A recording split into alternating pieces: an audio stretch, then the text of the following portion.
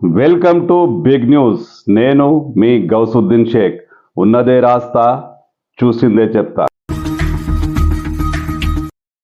మజ్లిస్ ఇత్తెహాదుల్ ముస్లిమీన్ తెలంగాణలో బీఆర్ఎస్ కు మిత్రపక్షం మజ్లిస్ పార్టీ. ఈ మిత్రపక్షం అలాగే కంటిన్యూగా బీఆర్ఎస్ తో కొనసాగుతుందా అంటే డౌటే. ఎందుకంటే ఇప్పుడు మజ్లిస్ లో అంతర్మదనం కొనసాగుతోంది.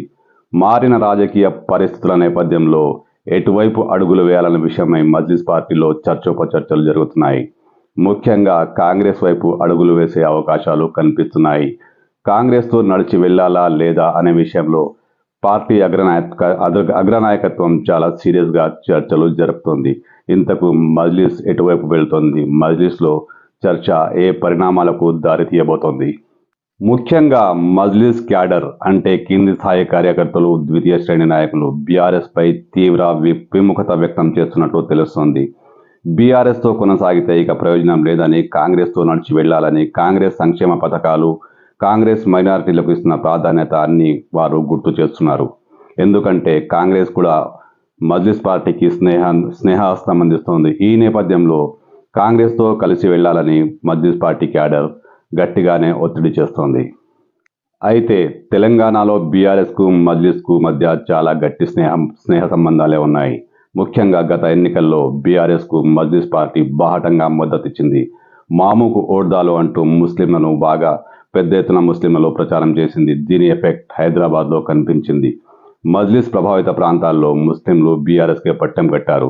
బీఆర్ఎస్ హైదరాబాద్ దాని శివారు ప్రాంతాల్లో మంచి ఫలితాలే సాధించింది. ఇదంతా మజ్లిస్ వల్లే జరిగింది. మజ్లిస్ కారణంగానే గెలిచినట్లు బీఆర్ఎస్ కూడా ఒప్పుకోక తప్పని పరిస్థితి ఏర్పడింది.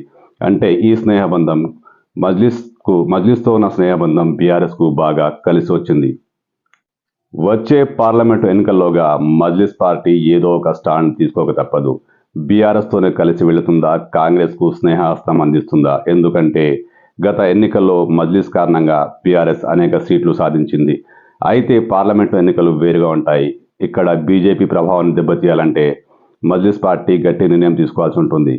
బీఆర్ఎస్ ఇప్పటికే బీజేపీ వైపు మొగ్గు చూపుతుందనే వార్తలు వస్తున్న నేపథ్యంలో మజ్లిస్ పార్టీ కాస్త చికాకు పడుతుంది. ఈ నేపథ్యంలోనే ఖచ్చితమైన స్టాండ్ తీసుకోక తప్పదు. బీఆర్ఎస్ కా కాంగ్రెస్ కా ఏదో ఒక స్టాండ్ తీసుకోవాల్సిన అవసరం ఉందని మజ్లిస్ పార్టీ కార్యకర్తలు డిమాండ్ చేస్తున్నారు. ఈ నేపథ్యంలో పార్టీ అగ్రనేత అసదుద్దీన్ ఓవైసీ కూడా పునరాలోచనలో పడ్డట్టు సమాచారం.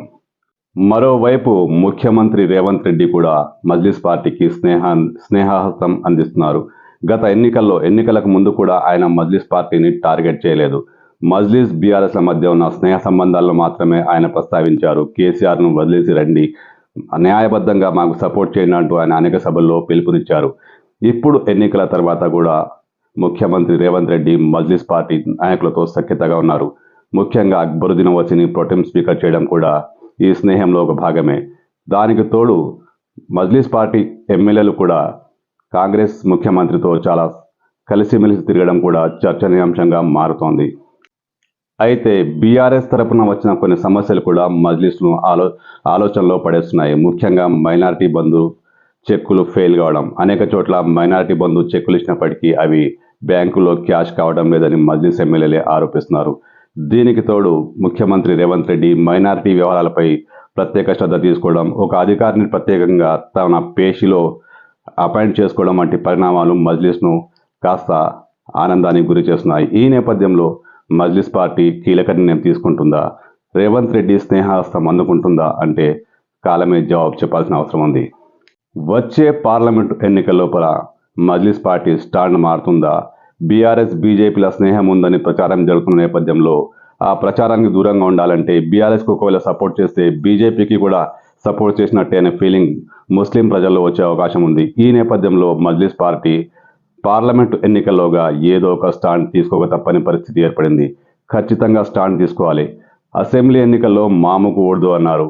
మరి పార్లమెంట్ ఎన్నికల్లో ఎవరికి ఓటేయమంటారో చూడాలి. ఎందుకంటే దేశ రాజకీయాలు కూడా ఇక్కడ చాలా కీలకం. దేశంలో బీజేపీ ప్రభావం చాలా అధికంగా ఉంది. ఈ నేపథ్యంలో బీఆర్ఎస్ కాస్త అటు ఇటు ఊగితే మజ్లిస్ పార్టీకి అది పెద్ద రాజకీయంగా మైనస్ కావచ్చు. అందుకే మజ్లిస్ పార్టీ ఆలోచించి నిర్ణయం తీసుకోబోతోంది.